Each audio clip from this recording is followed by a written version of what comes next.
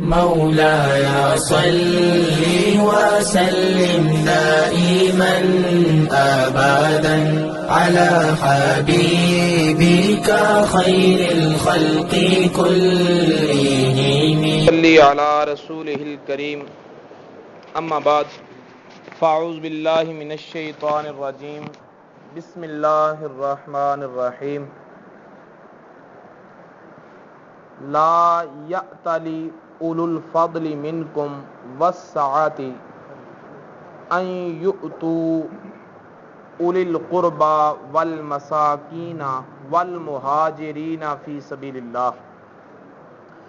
الا تحبون ان یغفر لکم ان یغفر اللہ لکم واللہ غفور الرحیم.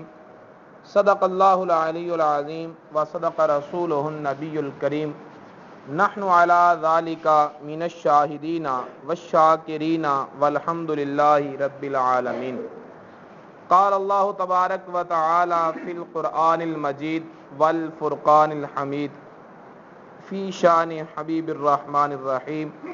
ان اللہ وملائکتہ یصلون علی النبی یا ایہا الذین آمنوا صلوا علیہ وسلموا تسلیما. الصلاۃ والسلام علیک یا سیدی یا رسول اللہ وعلی آلک واصحابک یا حبیب اللہ. الصلاۃ والسلام علیک یا سیدی یا رسول اللہ وعلی آلک واصحابک یا شفیع المذنبین. اللہم صلی وسلم وبارک علی سیدنا و مولانا محمد کریم الآباء والامہات وعلی آلہ وعطرتہ وازواجہ امہات المومنین وعلی جمیع اصحابہ واولیاء امتہ وعلماء ملتہ وامتہ اجمعین عدد کرمک یا کریم یا کریم یا کریم یا کریم. مل کر بارگاہ صدیق اکبر رضی اللہ تعالی عنہ میں ہدیہ محبت پیش کرتے ہیں. خدا نے مرتبہ بالا کیا صدیق اکبر کا. خدا نے مرتبہ بالا کیا صدیق اکبر کا. کلام اللہ نے خطبہ پڑھا صدیق اکبر کا. کلام اللہ نے خطبہ پڑھا صدیق اکبر کا. خدا نے مرتبہ بالا کیا صدیق اکبر کا. زبور انجیل اور تورات میں بھی حق تعالی نے. زبور انجیل اور تورات میں بھی حق تعالی نے کیا ہے نام لے کر تذکرہ صدیق اکبر کا. خدا نے مرتبہ بالا کیا صدیق اکبر کا. خدا نے مرتبہ بالا کیا صدیق اکبر کا. بہت سی آیتیں قرآن میں نازل ہوئی دیکھو. بہت سی آیتیں قرآن میں نازل ہوئی دیکھو کیا ہے ذکر حق نے جا بجا صدیق اکبر کا کیا ہے ذکر حق نے جا بجا صدیق اکبر کا خدا نے مرتبہ بالا کیا صدیق اکبر کا کہا روح الامین حاضر دربار شاہ ہو کر کہا روح الامین حاضر دربار شاہ ہو کر صحابہ میں ہے عالی مرتبہ صدیق اکبر کا صحابہ میں ہے عالی مرتبہ صدیق اکبر کا مہاجر سب تمام انصار و اصحاب رسول اللہ مہاجر سب تمام انصار و اصحاب رسول اللہ ادب ملحوظ رکھتے برملا صدیق اکبر کا ادب ملحوظ رکھتے برملا صدیق اکبر کا ہمیشہ جلوت و خلوت میں خود مولا حیدر نے اس شعر پہ توجہ کیجیے گا ہمیشہ جلوت و خلوت میں خود مولا حیدر نے بہت اخلاص سے خطبہ پڑھا صدیق اکبر کا بہت اخلاص سے خطبہ پڑھا صدیق اکبر کا خدا نے مرتبہ بالا کیا صدیق اکبر کا کلام اللہ نے خطبہ پڑھا صدیق اکبر کا اللہ تعالیٰ کی حمد و ثنا کے بعد اللہ رب العزت کے عظیم الشان محبوب رسول کریم صلی اللہ تعالی علیہ وسلم کی بارگاہ بے کس پناہ میں ہدیہ درود و سلام پیش کرنے کے بعد حضرت العلام واجب الاحترام محترم المقام حضرت علامہ مولانا احمد علی صاحب حافظ القاری محمد علی صاحب عزت معاب محترم المقام حافظ محمد اکرام نقشبندی صاحب حضرت علامہ مولانا حافظ طالب صاحب دیگر علماء کرام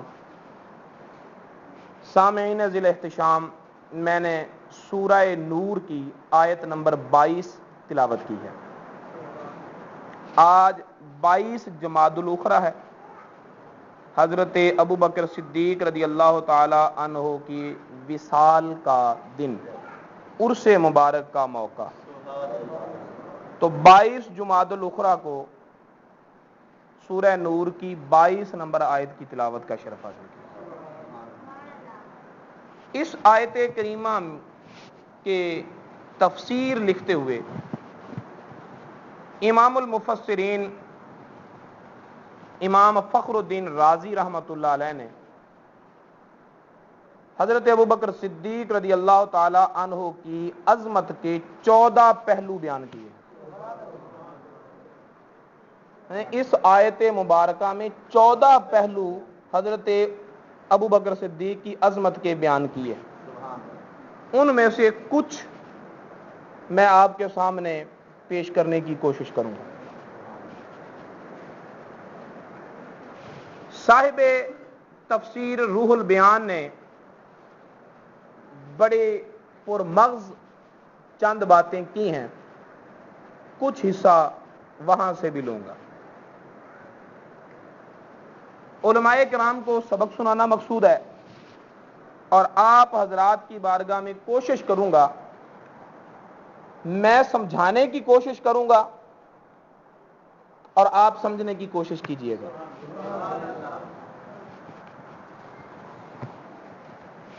حضرت مصطح رضی اللہ تعالی عنہ بدری صحابی ہیں، حضرت ابوبکر صدیق رضی اللہ تعالیٰ عنہ کے خالہ زاد بیٹے، باپ بچپن میں یتیم ہو گیا، باپ بچپن میں فوت ہو گیا، یتیم ہو گیا۔ حضرت ابوبکر صدیق نے انہیں پالا، جوان کیا، شادی کر دی، بچے ہوئے، اب تک گھر کا سارا خرچ حضرت ابوبکر صدیق چلا رہے ہیں۔ ایک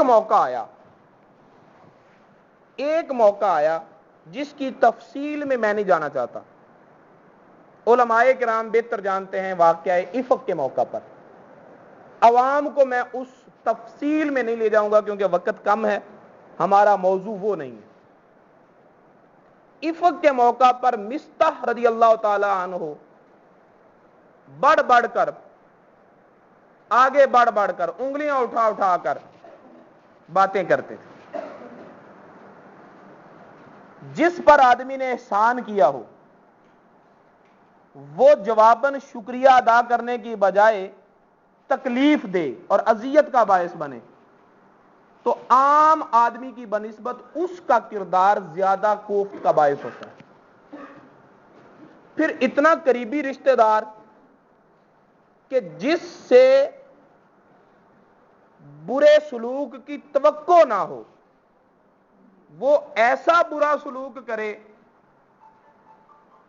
تو یہ اس سے بھی زیادہ اذیتناک ہوتا ہے۔ اللہ رب العزت نے 18 آیتیں نازل کر کے فرما دیا کہ صدیق اکبر تیرا موقف سچا ہے۔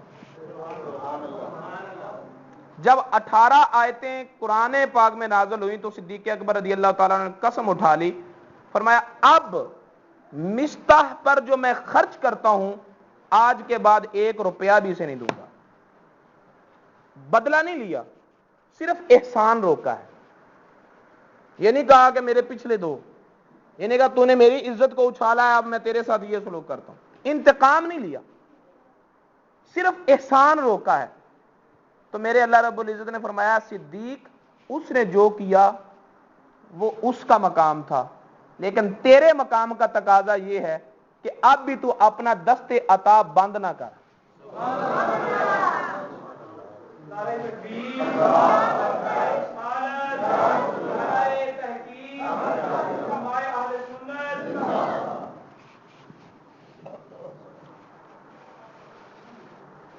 بسم اللہ، خیریت ہے؟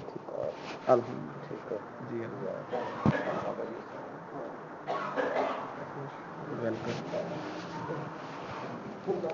درود پاک پڑھ لیں۔ محمد نبی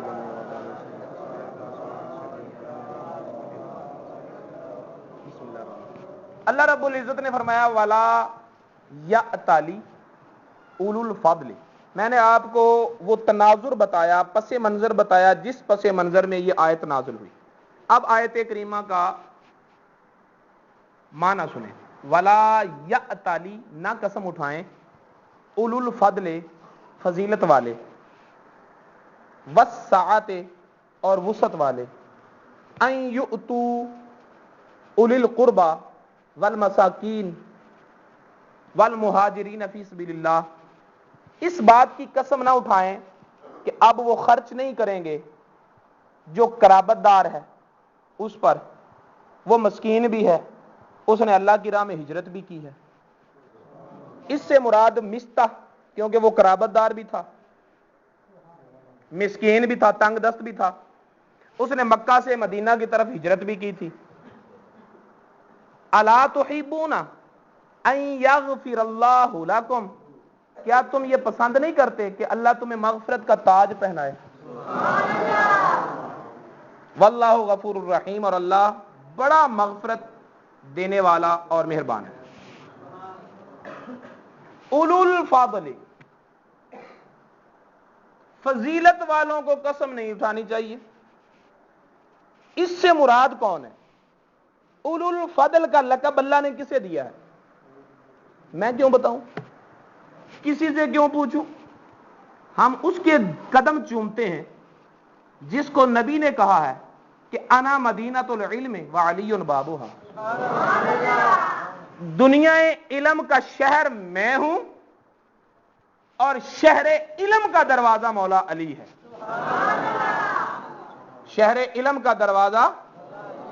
پھر اس سے بڑھ کر قرآن کو سمجھنے والا اور کون ہوگا جو اعلان کرتا ہے کہ اگر میں صرف سورہ فاتحہ کی تفسیر لکھوں 70 اونٹوں کا بوجھ بنتا ہے. ایک اونٹ کتنی کتابیں اٹھا لے گا؟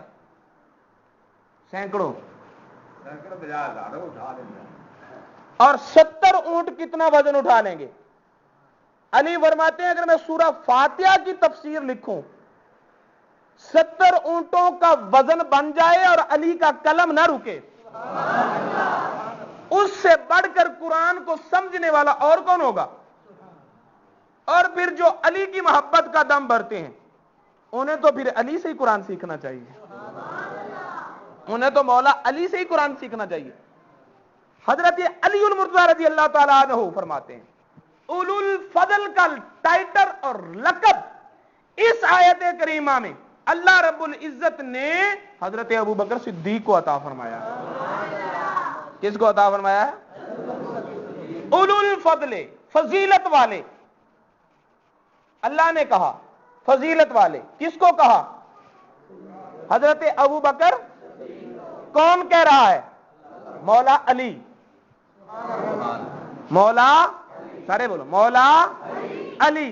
پتہ چلا مولا علی بھی یہی عقیدہ رکھتے ہیں کہ سارے صحابہ میں جو فضیلت والا صحابی ہے وہ ابو بکر صدیق ہے، وہ ابو بکر رضی اللہ تعالی عنہ، فضیلت والے صحابی. روح البیان نے کہا کہ اللہ رب العزت نے صدیق اکبر کو اولو الفضل کا لقب اس لیے دیا کہ یہ لفظ کملی والے محبوب نے صدیق اکبر کو دیا تھا. اللہ تعالیٰ نے فرمایا جس انداز میں اپنے یار کو میرا یار بلاتا ہے میں بھی اپنے یار کے یار کو اسی لفظ سے یاد کروں گا. توجہ کیجئے گا. حضرت ابو بکر صدیق رضی اللہ تعالیٰ عنہ نعرہ تکبیر، نعرہ رسالت، نعرہ حیدری، علماء حق اہل سنت و جماعت. نبی پاک صلی اللہ علیہ وسلم کی دائیں طرف حضرت ابو بکر صدیق تشریف فرما ہے. توجہ ہے آخری بندے تک. دائیں طرف حضرت ابو بکر صدیق رضی اللہ تعالیٰ عنہ تشریف فرما ہے. حضرت علی المرتضیٰ تشریف لائے، حاضر بارگاہ ہوئے. جب حضرت علی آئے تو ابو بکر صدیق رضی اللہ تعالیٰ عنہ نے اپنی جگہ چھوڑ دی. حضرت علی کو فرمایا آپ میری جگہ پہ بیٹھے. یہ کون سی جگہ ہے؟ یہ کوئی صدارت کی کرسی نہیں ہے. توجہ نہیں کی. یہ صدارت کی کرسی، یہ مسند تدریس، یہ مرکز اقتدار، یہ ساری نیچے کی باتیں ہیں.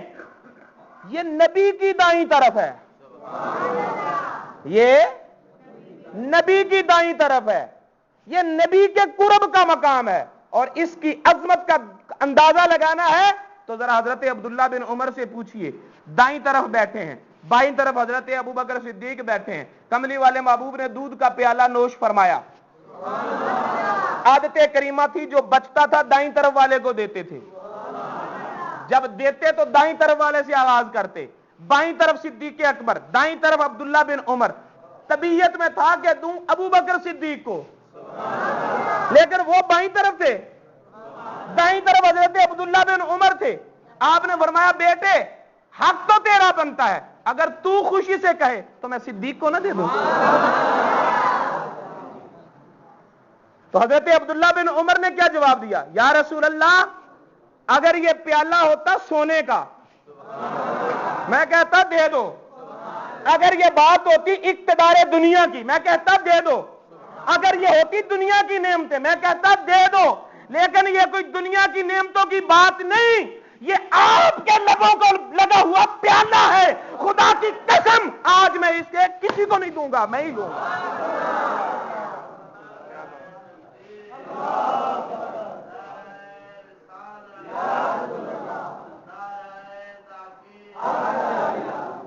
یہ پیالہ میں نہیں کسی کو دوں گا کیونکہ اسے آپ کے لب لگے ہیں، یہ دودھ میں نہیں دوں گا۔ وہ ایک گھونٹ تھا، کیا پتا بچا ہوا تھا، ایک پیالے سے پیا، وہ ایک گھونٹ تھا، دو گھونٹ تھا، لیکن فرمایا نہیں دوں گا کیونکہ دودھ کی بات نہیں، مصطفیٰ کے لبوں کی بات۔ حضرت ابو بکر صدیق نے دائیں طرف نبی پاک صلی اللہ علیہ وسلم کے قرب کی جگہ علی کے لیے چھوڑ دی۔ بولتے صحیح، توجہ نہیں کی، میں اشارہ دے رہا ہوں آپ سمجھ نہیں رہے۔ صدیق اکبر نے مولا علی کو دیکھ کر نبی پاک کے قرب کی جگہ دائیں طرف چھوڑ دی۔ جو علی اتنا احترام کرتا ہے صدیق اکبر، وہ خلافت کی سیٹ کیوں نہ چھوڑتا؟ وہ ایسی گستاخی نہیں کر سکتا، بولو نا۔ یہ نبی کی لگائی ہوئی ڈیوٹی تھی کہ میرے بعد تو امامت کا حقدار ہے، اگر نبی کا حکم نہ ہوتا تو صدیق اکبر نے کل جو جگہ چھوڑ دی تھی آج بھی چھوڑتے۔ توجہ ہے؟ بولتے صحیح۔ تمہیں ابھی تک یہی الجھاؤ پڑا ہوا ہے۔ ابن حضرمی نے مال بھیجا یمن سے، یمن کا گورنر تھا، بہت سارا مال تھا۔ حضرت ابو بکر صدیق رضی اللہ تعالیٰ نے فرمایا ہے کوئی جس نے میرے آقا سے قرض لینا ہو؟ ہے کوئی جس سے میرے نبی نے کوئی وعدہ کیا ہوا ہو؟ ایک شخص آیا، غالباً ان کا نام حضرت جابر رضی اللہ تعالیٰ تھا، آ کر کہا اے ابو بکر صدیق، مشکات شریف کی حدیث ہے، حضرت ابو بکر صدیق سے عرض کی حضور نبی پاک صلی اللہ علیہ وسلم نے میرے ساتھ ایک دن وعدہ کیا تھا، مجھے کہا تھا اے جابر رضی اللہ تعالیٰ عنہ میں تجھے اتنا اتنا اتنا دوں گا۔ حضرت ابو بکر صدیق رضی اللہ تعالیٰ عنہ نے فرمایا اچھا یہ کہا تھا؟ وہ جو درم دینار پڑے تھے نا، حضرت ابو بکر صدیق رضی اللہ تعالیٰ عنہ نے اسی انداز میں لپ بھرا اور جابر کی جھولی میں ڈالتے ہوئے کہا گن کتنے ہیں؟ گنے 500 دینار تھے، فرمایا 500 اور لے لے، 500 اور لے لے۔ چاہیے تھا نا گواہ لیتے کہ نبی پاک نے تجھے کہا ہے، کوئی گواہ تو پیش کر، کہ کہا بھی ہے کہ نہیں کہا، گواہ تو پیش کر۔ گواہ نہیں مانگے، اسے دے دیا، پتہ چلا صدیق اکبر کے لیے نبی کا حوالہ ہی کافی تھا۔ تم کہتے ہو فاطمہ تو زہرا گئی اور صدیق نہیں مانے، میں کیسے مانوں؟ بولتے صحیح۔ صدیق اکبر کی عظمت پر انگلیاں اٹھانے والوں، ذرا کردار صدیق کو تو پڑھو، وہ تو نبی کا نام سن کر جان دیتے ہیں، وہاں گواہ نہیں لیتے۔ جگہ چھوڑ دی، حضرت علی المرتضیٰ آئے، اپنی جگہ چھوڑ دی، فرمایا علی یہاں بیٹھو۔ میرے آقا کو اتنی بات پسند آئی، فرمایا لا یعرف الفضل لأہل الفضل الا اولو الفضل، فضیلت والے کی فضیلت فضیلت والا ہی جانتا ہے، فضیلت والے کی فضیلت فضیلت والا ہی جانتا ہے۔ میرے نبی نے حضرت ابو بکر صدیق کو کہا اولو الفضل، فضیلت والا، تو میرے اللہ نے بھی فرمایا اے صدیق تو ہے میرے یار کا یار، تو میرے یار نے اپنے یار کے لیے جو لفظ بولا میں قرآن میں ٹائٹل بنا کے اسے آیت قرار دوں۔ لا یأتلی اولو الفضل منکم، تم میں سے فضیلت والے قسم نہ اٹھائیں. یہ جو اللہ تعالیٰ نے کہا نا فضیلت والے، اس پر حضرت امام فخر الدین رازی رحمۃ اللہ علیہ نے بحث کرتے ہوئے فرمایا، توجہ، ایک ہوتی فضیلت، ایک ہوتی برابری. اگر کوئی برابر کا ہو فضیلت نہیں رہتی. فضیلت مثلا کوئی حافظ نہیں لوگوں میں، ایک حافظ ہے تو وہ حافظ فضیلت والا ہے.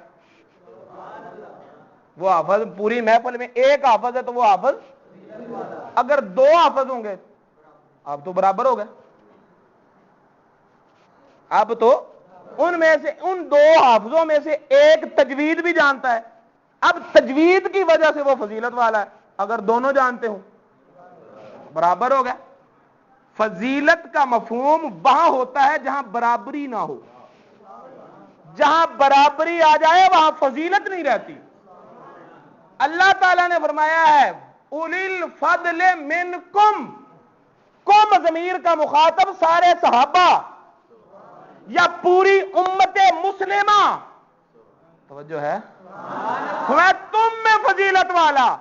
اگر پوری امت میں کوئی ایک بھی صدیق اکبر کے برابر عظمت والا ہوتا، صدیق اکبر فضیلت والے نہ رہتے.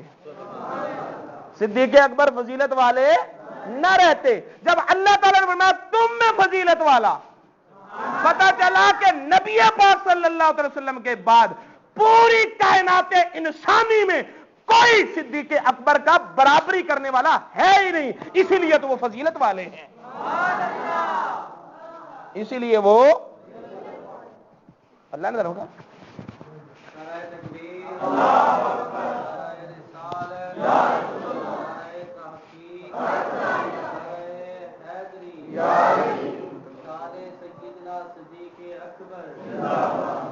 اچھا یہ بھی بات میں آج فخر الدین رازی کو ہی پڑھ رہا ہوں رحمت اللہ تعالی علیہ، تفسیر کبیر وہی پڑھ رہا ہوں.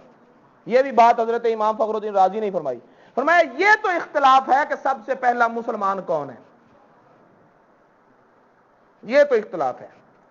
کس نے کہا سب سے پہلے اسلام قبول کی حضرت صدیق حضرت سیدہ خدیجہ الکبریٰ نے. سب سے پہلے اسلام قبول کیا حضرت علی المرتضیٰ شیر خدا نے. سب سے پہلے اسلام قبول کیا حضرت ابوبکر صدیق نے. پھر تینوں اقوال میں تطبیق کرتے ہوئے کہا کہ بالغ مردوں میں سے سب سے پہلے اسلام قبول کیا حضرت ابوبکر صدیق نے. بچوں میں سب سے پہلے اسلام قبول کیا حضرت علی المرتضیٰ نے. عورتوں میں سب سے پہلے اسلام قبول کیا حضرت خدیجہ الکبریٰ نے رضی اللہ تعالی عنہم. یعنی اس بارے تو اختلاف ہے کہ سب سے پہلا مسلمان کون ہے. اقوال مختلف ہوئے، تطبیق دینے کی ضرورت پیش آئی. امام فخر الدین رازی فرماتے ہیں سب سے پہلے اسلام کا مبلغ کون ہے نبی پاک کے بعد. اس میں کوئی اختلاف نہیں ہے. اس میں کوئی اختلاف.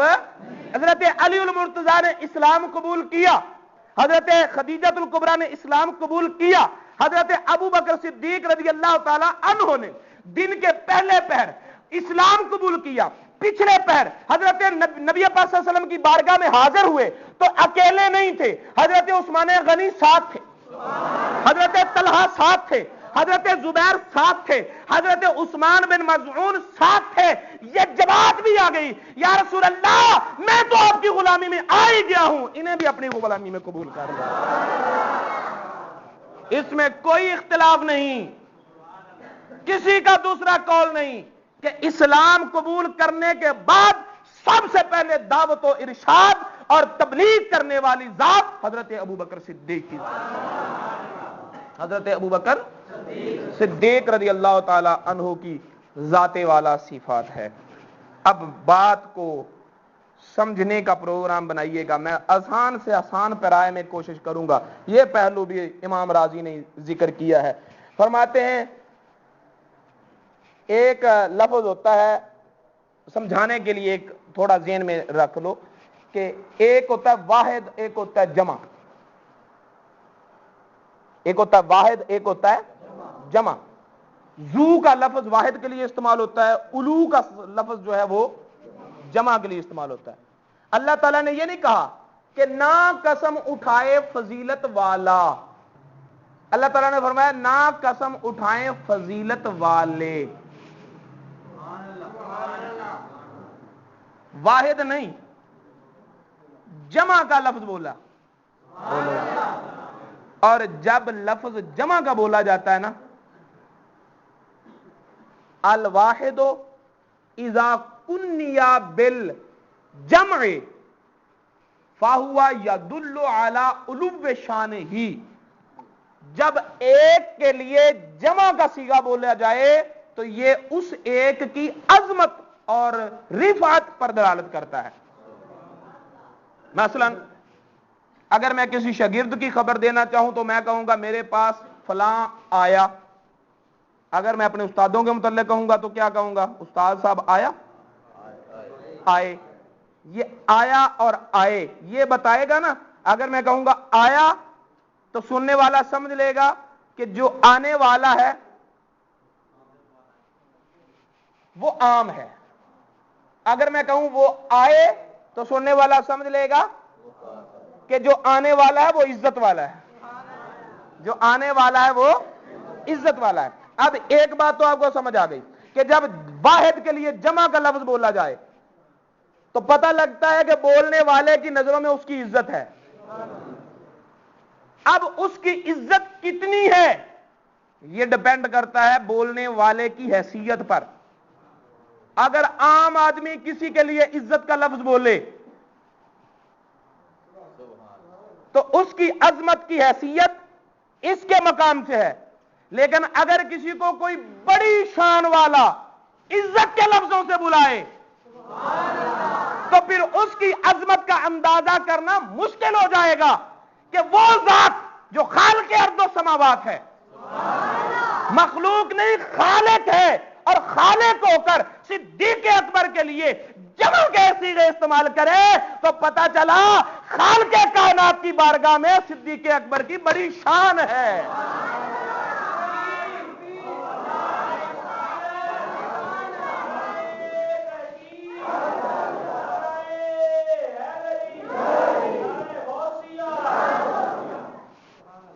بات سمجھ آ گئی؟ اولو الفضل لا یأتلی اولو الفضل منکم والسعۃ، نہ قسم اٹھائے تم میں سے فضیلت والے۔ اب فضیلت والے کی عظمت کا اندازہ لگاؤ کہ وہ رب کائنات جو اپنی ذات کی خبر دیتے ہوئے کہتا ہے، فرماتا ہے انا اعطیناک الکوثر، اے محبوب ہم نے تجھے بے حساب دیا ہے، ہم نے ہم نے، یا اللہ تو ایک ہے، کہ انی اعطیتک، میں نے تجھے دیا ہے، میں ہوں تو ایک لیکن میری شان نہیں دیکھتا، میری عظمت نہیں دیکھتا۔ انا اپنی عظمت کی خبر دی کہ سننے والا سن لو، مدینے والے کو نوازنے والی کوئی چھوٹی ذات نہیں، شانوں والے رب نے شانیں عطا کی ہیں، اور وہی شانوں والا رب، وہی عظمتوں والا رب صدیق اکبر کے لیے جمع کا صیغہ بولتے ہوئے کہے اولو الفضل، فضیلت والے، والا نہیں، فضیلت والے، قسم نہ اٹھائیں۔ پتہ چلا کہ اللہ کی بارگاہ میں صدیق اکبر کی بڑی شان ہے۔ جس کو اللہ کی بارگاہ میں عظمت مل جائے کسی کی انگلیاں تو نیچے رہ جائیں گی نا، ان انگلیوں کا تو وہاں تک اشارہ بھی نہیں پہنچے گا جہاں صدیق اکبر کے قدم ہیں۔ آگے چلتے ہیں، یہ تقریباً 11ویں 12ویں پہلو جو عظمت کا بیان کیا امام رازی نے، وہاں چلتے ہیں۔ فرمایا اولو الفضل منکم والسعۃ ان یؤتوا اولی القربى والمساکین والمہاجرین فی سبیل اللہ الا تحبون ان یغفر اللہ لکم، تم پسند نہیں کرتے ہو کہ اللہ تمہیں مغفرت کا تاج پہنائے؟ اللہ تمہیں مغفرت کا تاج پہنائے، پسند نہیں کرتے ہو؟ انداز خطاب، انداز کلام کہتا ہے کہ اے صدیق تو مستہ کو معاف کر، میں تجھے مغفرت کا تاج پہناؤں گا۔ صدیق اکبر رضی اللہ تعالیٰ عنہ نے جب یہ کلام سنا، نبی پاک صلی اللہ علیہ وسلم کی زبانی عرض کی، بلا ہاں یا رسول اللہ، میں کیوں نہیں پسند کرتا؟ میں پسند کرتا ہوں کہ اللہ تعالیٰ مجھے مغفرت کا تاج پہنائے، لہذا آج کے بعد پہلے جتنا میں مستہ کو خرچ دیتا تھا اپنی قرابت کی وجہ سے، اپنی عاقبت کی وجہ سے، آج کے بعد اس سے دوگنا دیا کروں گا، اللہ کی رضا کی وجہ سے ڈبل دیا کروں گا۔ وعدہ جو دے تھا کہ مستہ کو معاف کرو، ہم تمہیں مغفرت کا تاج پہنائیں گے، صدیق اکبر نے معاف کر دیا، پھر اللہ نے وعدے کے مطابق مغفرت کا تاج دیا یا روک لیا؟ بولتے صحیح، دے دیا نا، دے دیا، بولو تو صحیح، دے دیا نا۔ مغفرت کسے ملتی ہے؟ مغفرت کسے ملتی ہے؟ جس کے نامہ اعمال میں کوئی گناہ نہ ہو۔ اللہ تعالیٰ کو نہیں پتا کہ آنے والی زندگی میں اس نے کیا کرنا ہے کیا نہیں کرنا؟ وہ علیم بذات الصدور ہے نا، علیم بما کان وما یکون ہے نا۔ تو جانتے ہوئے بھی صدیق اکبر کے سر پر مغفرت کا تاج سجا کر میرے اللہ نے لوگوں کو بتا دیا، دنیا والوں، جس کے سر پر میں نے مغفرت کا تاج سجایا ہے اس کی امامت و خلافت ناحق نہیں، برحق ہے۔ اگر اس نے کسی کا حق پہ قبضہ کیا ہوتا تو مغفرت کا تاج نہ ملتا۔ میں نے مغفرت کا تاج اس کے سر پہ سجا کر دنیا والوں کو بتا دیا ہے کہ میرا صدیق امامت و خلافت کے جس منصب پہ فائز ہے وہ اسی کا حق ہے، وہ اسی کا۔ سنیے، مغفرت کب ملے گی؟ مرنے کے بعد فیصلہ ہوگا، قبر میں حشر میں فیصلہ ہوگا، کسے بخشا جائے گا کسے نہیں پکڑا جائے گا۔ لیکن اس دنیا کی زندگی میں جنہیں مغفرت کا تاج ملا صرف دو ہی ہستیاں ہیں، صرف دو ہستیاں ہیں۔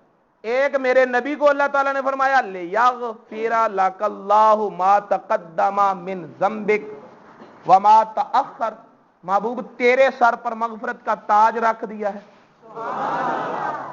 تیرے سر پر مغفرت کا تاج رکھ دیا ہے، اور اس کے بعد اگر امت میں کسی کو یہ مقام ملا تو وہ صدیق اکبر کی ذات ہے کہ فرمایا الا تحبون ان یغفر اللہ لکم، اے صدیق اکبر تیرے سر پر بھی میں نے مغفرت کا تاج سجا دیا۔ تو پھر یہ ہوئے نا ثانی مصطفیٰ، بنے نا مظہر صفات مصطفیٰ۔ توجہ ہے، مغفرت کا تاج سجا دیا ہے۔ میں نے یہ لفظ بولا مغفرت کا، ایک ہے مغفرت عطا کرنا، ایک ہے مغفرت کا تاج سجانا، دونوں میں فرق ہے۔ مغفرت دینا اور ہے، تاج سجانا مغفرت۔ یہ بات بھی امام راضی نے کی، مغفرت کا معنی ہے گناہ معاف کرنا، مغفرت کا معنی ہے، سارے بولو، تو گناہ اسی کے معاف کیے جائیں گے جس کا گناہ ہوگا، جس کا گناہ ہی نہ ہو۔ اللہ تعالیٰ فرماتا ہے اولو الفضل منکم، جو تم میں فضیلت والے ہیں، اگر اس کے نامہ اعمال میں گناہ ہے تو وہ فضیلت والا کیسے؟ کوئی عام آدمی تو نہیں کہہ رہا، اللہ کہہ رہا ہے۔ جب کہا اولو الفضل منکم تو اس مدح سے پتا چلا کہ جو اللہ کا ممدوح ہے گناہ گار نہیں ہے، جو اللہ کا ممدوح ہے وہ گناہ گار نہیں ہے۔ جب اس کے نامہ اعمال میں گناہ ہی نہیں ہے تو پھر مغفرت کا کیا مطلب؟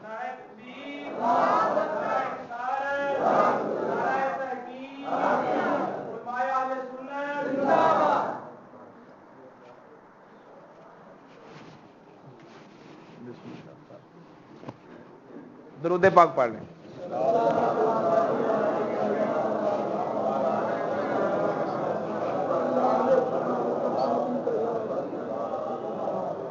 توجہ ہے؟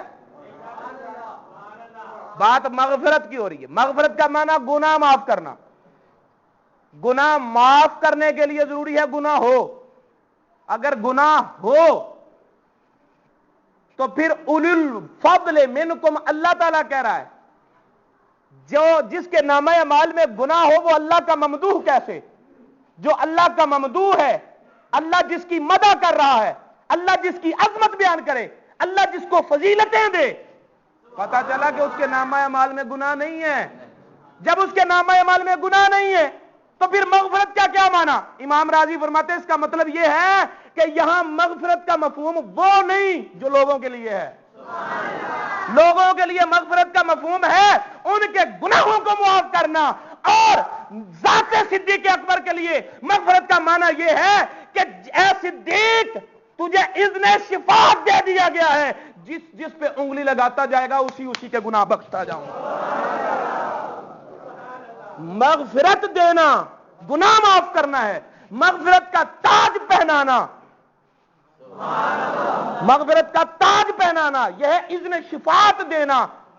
قیامت کے میدان میں شہیدوں کو بھی اذن شفاعت ملے گا، علماء کو بھی اذن شفاعت ملے گا، معصوم بچوں کو بھی اذن شفاعت ملے گا، وہاں تو بڑوں کو ملے گا. لیکن اس دنیا میں رہتے ہوئے اگر کسی کو مغفرت کا تاج پہنایا گیا، اذن شفاعت دیا گیا، دو ہی ذاتیں ہیں. ایک کملی والے محبوب کو کہا گیا محبوب تیری یہ شان ہے جسے کہتا جائے گا بخشتا جاؤں گا. لِيَغْفِرَ لَكَ اللَّهُ مَا تَقَدَّمَ مِنْ ذَنبِكَ وَمَا تَأَخَّرَ، تیرے صدقے اگلوں پچھلوں کو بخش دوں گا، جس پر تیری نگاہ نبوت کا اشارہ ہو جائے گا بخش دوں گا. دوسرا تاج ملا تو صدیق اکبر کو ملا. اے صدیق الا تحبون ان یغفر اللہ لکم، اشارہ تو کر دینا بخشش میں کر دوں گا.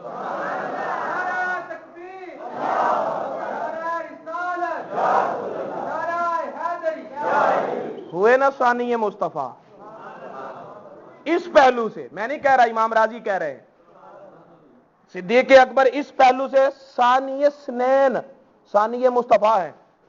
اور ہمارا ایک اور بھی پہلو ہے. اللہ تعالیٰ نے اپنے محبوب کو فرمایا فَاصْفَحْ عَنْهُمْ فَاعْفُ عَنْهُمْ وَاصْفَحْ، اے محبوب انہیں معاف کر دو اور ان سے درگزر کرو. معاف کر دو، درگزر کرو، ملامت بھی نہ کرنا. اور صدیق اکبر رضی اللہ تعالیٰ نے فرمایا وَلْيَعْفُوا وَلْيَصْفَحُوا، ان فضیلت والوں کو چاہیے وہ معاف بھی کر دیں، درگزر بھی کریں. ادھر سے نبی پاک کو فرمایا محبوب عفو اور صفح دونوں صفتیں اپنی ذات میں لے آ. ادھر صدیق اکبر کو کہا اے صدیق تو بھی عفو صفح دونوں صفتیں اپنی ذات میں لے آ. ذات مصطفیٰ میں جو صفتیں ہیں صدیق وہ تو اپنی ذات میں لے آ، تاکہ نظر دیکھنے والا جب دیکھے تو جو جلوہ اسے ذات مصطفیٰ میں نظر آئے اسی جلوے کا رنگ ذات صدیق اکبر میں نظر آئے.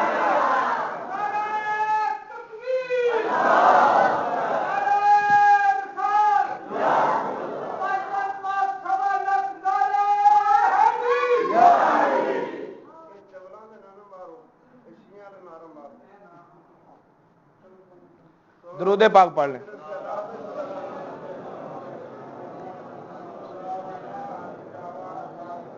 حاضرین محترم، اس پہلو سے بھی ثانی اثنین، ثانی مصطفیٰ ذات صدیق اکبر رضی اللہ تعالیٰ عنہ کی ذات. توجہ ہے. اب مولا علی کو ہم بھی مانتے ہیں، ٹھیک ہے. علامہ صاحب کے کہنے کا مطلب یہ ہے کہ انداز میں مشابہت ہے، نعرے سے اعتراض کسی کو نہیں ہے، ٹھیک ہے. اگر آپ کا اب بھی ذوق ہے تو آپ پھر مولا علی کا نعرہ لگائیں، ہم آپ کے ساتھ ہیں، ٹھیک ہے.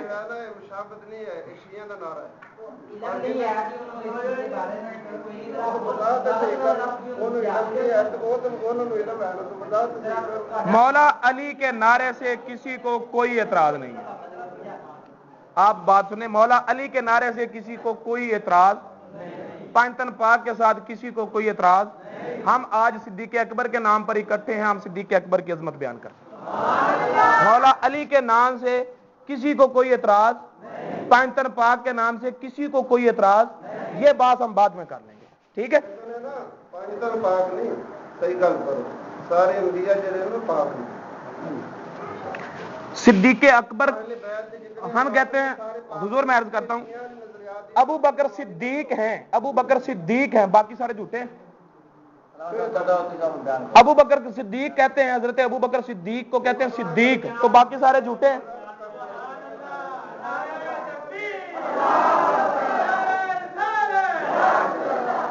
حضرت ابو بکر صدیق ہیں، باقی جھوٹے ہیں۔ حضرت عمر فاروق رضی اللہ تعالی عنہ کو کہتے ہیں صاحب العدل منبل محراب، یہ عدل والے، باقی سارے ظالم ہیں۔ حضرت عثمان غنی وہ غنی ہے، باقی سارے کنجوس ہیں، بخیل ہیں۔ حضرت علی المرتضیٰ کو کہتے ہیں شیر خدا، باقی سارے بزدل ہیں۔ کسی کا ٹائٹل بن جائے تو اس کا مطلب یہ نہیں کہ دوسرے میں نفی ہو رہی ہے، ٹھیک ہے؟ حضرت موسیٰ علیہ السلام کلیم اللہ ہیں، تو کیا نبی پاک کلیم اللہ نہیں ہے؟ تعصب نہیں ہونا چاہیے، ہمارے لیے سینے فراخ ہونے چاہیے۔ ہم مولا علی کی بھی عظمت کے اسی طرح قائل ہیں، صدیق اکبر کی عظمت کے بھی اسی طرح قائل ہیں۔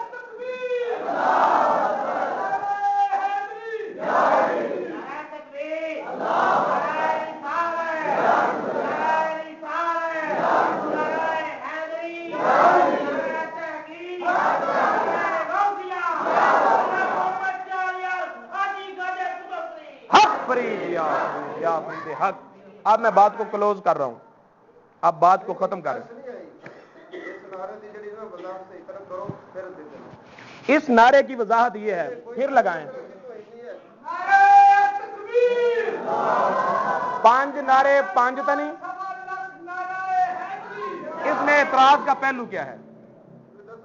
اعتراض کا پہلو کیا ہے؟ اس نعرے کی وضاحت یہ ہے کہ مولا علی کا نعرہ ہے۔ 5 تن پاک سے مراد یہ ہے نبی پاک صلی اللہ علیہ وسلم کی ذات، حضرت فاطمہ الزہرا رضی اللہ تعالیٰ عنہ، حضرت امام حسن، حضرت امام حسین رضی اللہ تعالیٰ عنہ، حضرت مولا علی رضی اللہ تعالیٰ عنہ کی ذات۔ وہ نکلی کب ہے؟ نبی پاک صلی اللہ علیہ وسلم نے 10 صحابہ کرام کو جنت کی بشارت دی۔ صحابی کا معنی ہے یار، ہم کہیں گے 4 یار، جب 4 یار کہیں گے باقی صحابی یار نہیں ہیں۔ نہیں مسالہ نہیں، جب مسئلہ الجھے گا تو دلائل دینے ہوں گے۔ 5 نعرے 5 تنی، 5 تن پاک، اس کا مطلب یہ نہیں کہ باقی سارے پلیت ہیں۔ کون کہتا ہے نعرہ؟ اہل سنت جو ہے علی کو نہیں مانتے۔ حضرت علی کا نام دے دو شیعوں کو، حضرت امام حسین کو دے دو شیعوں کو، ٹھیک ہے؟ باقی ہمارے پاس کیا رہے گا؟ لاؤ نعرہ، اسی کو تو انکار کر دیں، تسی نعرہ لگاؤ۔ نہیں بات جب اگر کہیں گے صدیق اکبر کا نام لیں گے کہ وہ صدیق اکبر ہے، باقی سارے جھوٹے ہو جائیں گے۔ کون کہتا ہے باہر ہے؟ نہیں، پہلے یہ وضاحت ہونی چاہیے، جب کہیں 5 تن پاک تو 5 تن پاک کہنے سے باقی سارے پلیت ہو جاتے ہیں۔